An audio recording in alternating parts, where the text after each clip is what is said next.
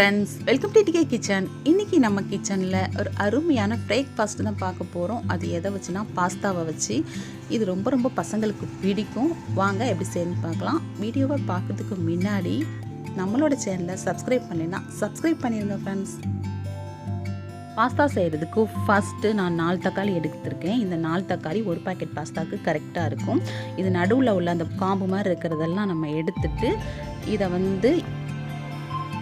இந்த மாதிரி கீரல் போட்டுக்கணும். 4 பக்கமும் கீரல் போட்டுட்டு இதை வேக வைக்க வேண்டியது தான்.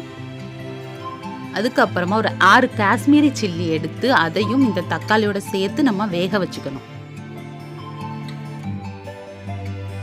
இந்த பாத்திரத்தில் பாஸ்தா முங்குற அளவுக்கு நம்ம தண்ணி ஊற்றி வச்சுக்கணும். நான் 2 சொம்பு தண்ணி ஊற்றுறேன். ஊற்றி நல்லா கொஞ்சம் கொதிக்க வச்சுக்கணும். தண்ணி நல்லா ஹீட் ஆயிடுச்சு. இப்போ நம்ம பாஸ்தாவை சேர்த்துக்கலாம். நான் ஒரு பாக்கெட் பாஸ்தா சேர்த்துருக்கேன். இந்த பாஸ்தாவுக்கு கொஞ்சமாக எண்ணெய் ஊற்றிக்கணும். அப்போ தான் கொஞ்சம் ஒட்டாமல் வரும். அப்புறமா கொஞ்சம் உப்பும் போட்டுக்கணும். நம்ம போட்டு அந்த தக்காளி காஷ்மீர் சில்லி ரெண்டுமே நல்லா வெந்துருச்சு. நீ பாருங்கள், தோலெல்லாம் தனியாகவே வந்திருக்கு. நல்லாவே வெந்துருச்சு. இப்போ நம்ம அடுப்பை ஆஃப் பண்ணி இதை ஃபில்ட்ரு பண்ணி எடுத்து வச்சுக்கலாம். நம்ம ஃபில்ட்ரு பண்ணி வச்ச அந்த தக்காளி சூடாக இருக்கும். நம்மளால் உரிக்க முடியாது. நார்மல் வாட்டரை நம்ம ஊற்றிட்டோன்னா உரிக்கலாம். இங்கே பாருங்கள், இந்த மாதிரி நம்ம தோல் உரித்து வச்சுக்கணும். இது எல்லாத்தையும் இந்த மாதிரி எடுத்து வச்சுக்கிட்டு காஷ்மீர் சில்லியும் அதோட போட்டு நம்ம அரைக்கணும். பாஸ்தா இப்போ நம்ம வெந்துருச்சான்னு பார்க்கலாம்.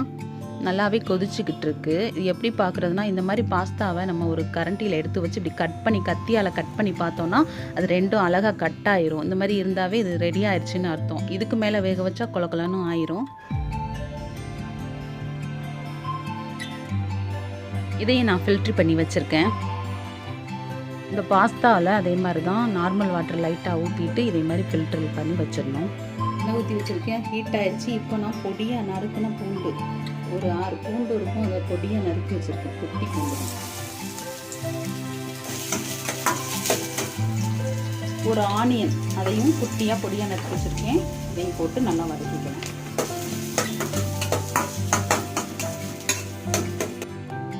வெங்காயம் பூண்டும் நல்லாவே வதங்கிருச்சு.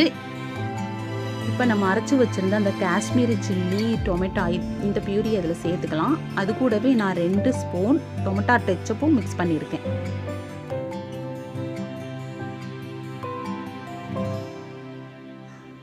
கொதிச்சிருச்சு. இப்போ நம்ம இதில் 1 டீஸ்பூன் மிளகாத்தூள் சேர்க்கணும். நான் காஷ்மீர் சில்லி மிளகாத்தூள் தான் சேர்த்துருக்கேன். ஏன்னா ஏற்கனவே நம்ம காஷ்மீர் சில்லி அரைக்கவும் செஞ்சுருக்கோம். அதனால நான் கம்மியாக சேர்க்குறேன். நீங்கள் நாட்டு மிளகாத்தூள் இருந்தால் கூட நீங்கள் அதை கூட கொஞ்சமாக சேர்த்துக்கலாம். இது பாஸ்தா சீசனிங். இதையும் நம்ம அதில் சேர்த்துக்கலாம். கொஞ்சமாக சேர்க்கணும் ஃப்ளேவருக்காக. இது நல்லா ஃப்ளேவர் கொடுக்கும். இதை நல்லா மிக்ஸ் பண்ணிவிட்டு நம்ம பாஸ்தாவை இதில் சேர்த்துக்கலாம். இதுக்கு கொஞ்சமாக உப்பு சேர்த்துக்கலாம். நல்லாவே கொதிக்குது. உப்பு சேர்த்து நல்லா கிளறிக்கணும். இப்போ நம்ம பாஸ்தாவை இதில் சேர்த்துக்கலாம்.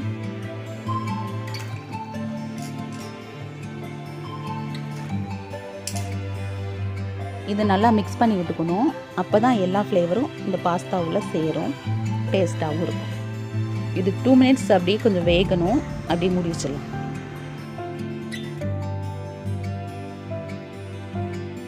இப்போ நம்ம அடுப்பை சிம்மில் வச்சுக்கணும். 2 மினிட்ஸ்க்கு அப்புறமா நம்ம ஓப்பன் பண்ணிவிட்டு அப்பப்போ கிண்டி விட்டுக்கணும். ஏன்னா அடி பிடிச்சிரும் கிண்டாமல் விட்டோம்னா.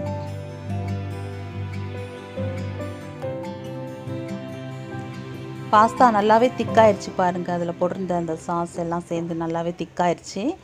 இப்போ நம்ம சீஸை போடலாம். இந்த ஸ்டேஜில் தான் நம்ம சீஸை போடணும்.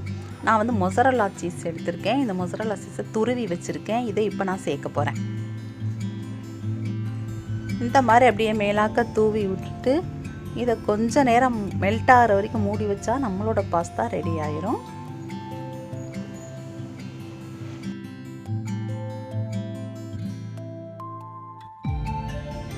நான் துருவி வச்சுருந்த எல்லா சீஸையும் இதில் போட்டுட்டேன். இந்த ஹீட்லேயே இது சூப்பராக மெல்ட் ஆயிருங்க.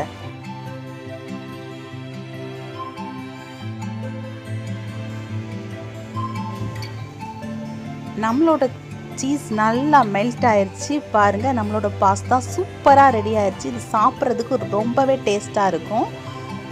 கண்டிப்பாக இந்த வீடியோ உங்கள் எல்லாருக்கும் பிடிச்சிருக்கும்னு நான் நினைக்கிறேன். லைக் பண்ணுங்கள், ஷேர் பண்ணுங்கள், கமெண்ட் பண்ணுங்கள். இது வரைக்கும் எங்களோட சேனலை சப்ஸ்கிரைப் பண்ணலைன்னா சப்ஸ்கிரைப் பண்ணிடுங்க. ஸ்கூலுக்கு பசங்களுக்கு லஞ்சுக்கு கூட செஞ்சு கொடுத்துடலாம். அவ்வளோ சூப்பராக இருக்கும். ஃபுல் பாக்ஸும் காலி ஆயிடும்.